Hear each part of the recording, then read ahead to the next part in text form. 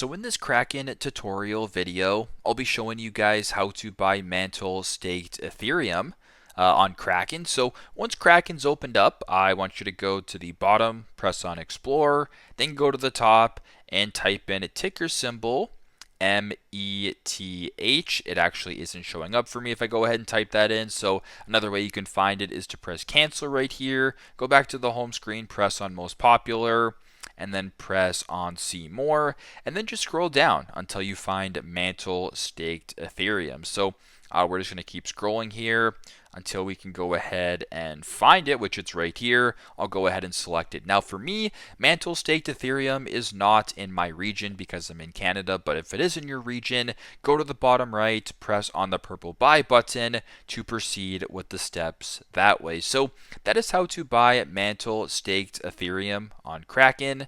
Thanks again for watching, and I hope this video helps.